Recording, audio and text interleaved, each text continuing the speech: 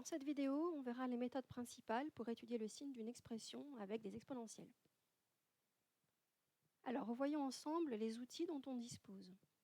Premier outil, tu as appris depuis très longtemps que le carré d'un nombre est toujours positif. Peu importe ce qu'il y a dans la parenthèse ici, le carré d'une expression sera toujours positive. Deuxième chose, tu as vu cette année que la fonction exponentielle est strictement positive. Peu importe ce qu'il y a à l'exposant, exponentielle quelque chose est strictement positif. Donc voilà encore un outil indispensable qui te sera utile pour étudier le signe d'une expression. Enfin, tu as appris au collège le signe d'un produit, le signe d'un quotient. Tu sais par exemple que plus par plus donne plus, moins par moins donne plus. Pareil pour un quotient. Le quotient de deux nombres négatifs est positif. Et puis tu as appris en seconde à travailler avec des tableaux de signes. Alors ça peut être le signe d'un produit, ça peut être le signe d'un quotient. Alors on fera attention pour le signe d'un quotient, tu sais qu'il peut y avoir des valeurs interdites. Ça peut être quelque chose d'un peu plus complexe, parce qu'on peut aussi avoir au numérateur ou au dénominateur des produits de facteurs. Tu utiliseras autant de lignes que nécessaire pour établir le tableau de signes. Bon, ce n'est pas l'objectif de cette vidéo. Alors attention, pas de tableau de signes pour une somme. Ça, c'est une erreur assez classique, un piège classique. Alors, que faisons-nous dans le cadre d'une somme ? Alors là aussi, tu sais que si tu ajoutes de nombres positifs, la somme est positive. Si tu ajoutes de nombres négatifs, la somme est négative. Mais que se passe-t-il si tu ajoutes un nombre positif et avec un nombre négatif ? Eh bien là, on ne peut pas conclure. Que faire dans ce cas-là ? Deux options, au moins deux options s'offrent à toi. Tu peux éventuellement repérer un facteur commun dans l'expression, auquel cas on pourra factoriser l'expression. Factoriser, c'est transformer sous la forme de produit. Donc on se ramène alors à l'étude d'un produit. On revient au point 3. Si ça n'est pas possible de factoriser, en dernier recours, on pourra poser une inéquation. Résoudre par exemple l'expression qui est donnée, supérieure à 0 ou inférieure à 0. Alors voilà, ce que je te propose, des études de cas, 7 expressions qui vont te servir de base, qui vont te servir de modèle pour faire tes exercices. Alors, première expression, on passe toujours par l'observation. On analyse avant de se précipiter. Je reconnais quoi ici ? Eh bien, il s'agit du carré d'un nombre. Quelle méthode mettre en place ? C'est très simple. Dans les premiers conseils que je t'ai donnés, on sait que le carré d'un nombre est toujours positif. Donc ici, le signe sera immédiat. Exponentielle moins 3x plus 1, encore une fois, le signe est immédiat. Parce qu'ici, qu'est-ce que je reconnais ? Je reconnais une exponentielle.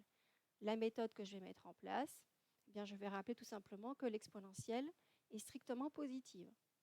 Troisième expression, moins 10 exponentielle moins x, eh bien, en fait, il s'agit d'un produit de deux nombres. Moins 10 est négatif, exponentielle moins x est positif. Je pourrais en déduire le signe du produit. Ici, le tableau de signes n'est pas nécessaire, le signe est immédiat. J'applique la règle des signes d'un produit.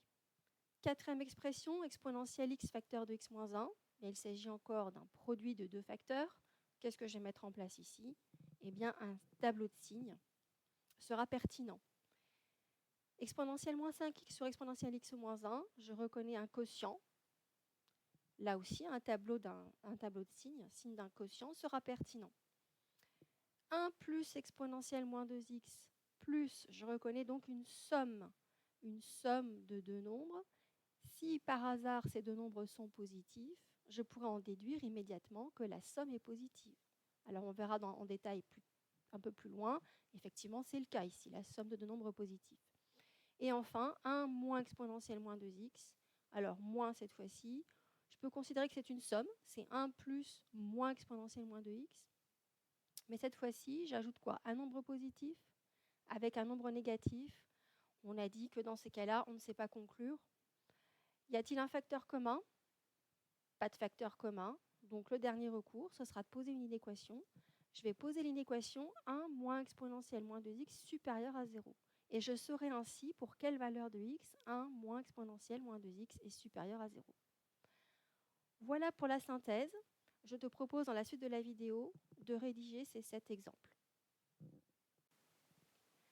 Alors en détail, le premier point, est immédiat. Exponentielle x moins 5, le tout au carré, j'ai repéré un carré. Je peux affirmer tout de suite que cette expression est supérieure à 0, quelle que soit la valeur de x.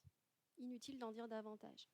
Deuxième point, pareil, exponentielle moins 3x plus 1, je peux affirmer tout de suite que cette expression est strictement positive, quelle que soit la valeur de x, pour les raisons évoquées précédemment. Moins 10 exponentielle moins x, on avait dit que c'était un produit de deux nombres négatifs, donc je vais écrire que moins 10 est négatif, que exponentielle moins x est strictement positif. Donc le produit, moins 10 exponentielle moins x, est strictement négatif, quelle que soit la valeur de x. Troisième expression, nous devions étudier le signe du produit exponentiel x facteur de x moins 1. Un tableau de signes était pertinent. Donc je vais reporter ici le signe de exponentiel x. X varie dans R. Exponentiel x est strictement positif, donc il suffira de faire apparaître un signe plus. Le signe de x-1 du type ax plus b, il me suffit de trouver la valeur charnière en posant l'équation x-1 égale 0. On arrive très facilement à x égale 1. Alors ça, tu peux bien sûr le gérer mentalement. L'expression s'annule en 1. Et pour le signe, alors je te rappelle que le signe dépend du coefficient a de ax plus b. Ici, a est positif, donc x-1 est l'expression d'une fonction affine croissante qui sera donc négative puis positive. Donc, je vais pouvoir en déduire le signe du produit à l'aide de la règle des signes d'un produit. Donc, moins, plus, et donc le produit s'annule en 1 également. Ensuite, nous avions étudié le signe d'un quotient, exponentielle moins 5x sur exponentielle x moins 1. Alors, tableau de signes, je vais reporter le signe du numérateur, exponentielle moins 5x qui est strictement positif. Le signe du dénominateur, eh bien, comme tout à l'heure, il faut trouver la valeur charnière. Exponentielle x moins 1, je pourrais poser l'équation égale 0. Ça me permettrait de trouver la valeur charnière, mais ce n'est pas suffisant de trouver la valeur charnière, puisqu'il va falloir savoir quel signe mettre. Plus, moins, plus. Donc, pour connaître le signe, il vaut mieux, je te conseille vivement, de poser plutôt l'inéquation exponentielle x moins 1 supérieure à 0, ce qui équivaut exponentielle x supérieure à 1. Tu sais que 1, il est judicieux de le remplacer par exponentielle 0, ce qui nous amène à x supérieur à 0. Donc, non seulement j'ai trouvé la valeur charnière 0, qui me dit que cette expression s'annule en 0, mais je vais en déduire le signe, puisque cette inéquation me dit que exponentielle x moins 1 est positif quand x est positif. Donc, de ce côté-là, à droite du 0, un signe plus, et à gauche, un signe moins. Je vais en déduire le signe du quotient en appliquant la règle des signes d'un quotient. Mais alors attention, cette fois-ci, j'ai une valeur interdite, la valeur qui annule le dénominateur. Je ne dois surtout pas diviser par 0. Il se trouve que c'est 0 la valeur ici interdite, donc une double barre. Et j'applique la règle des signes d'un produit. Alors, avant-dernière expression, nous avions le signe de 1 plus exponentielle moins 2x. Eh bien, il suffit d'écrire une phrase. Je vais simplement dire que c'est une somme de deux nombres positifs. Tout simplement. Donc 1 plus exponentielle moins 2x est strictement positif, quelle que soit la valeur de x.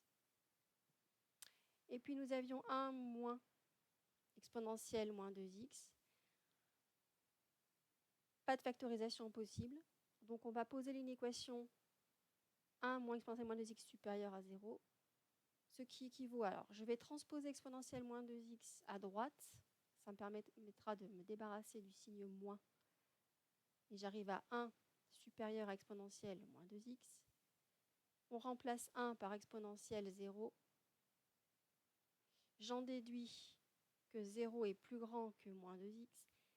Et là, attention, n'oublie pas, on va donc diviser par moins 2. 0 divisé par moins 2, le fait de diviser par un nombre négatif va changer l'ordre, donc inférieur à x,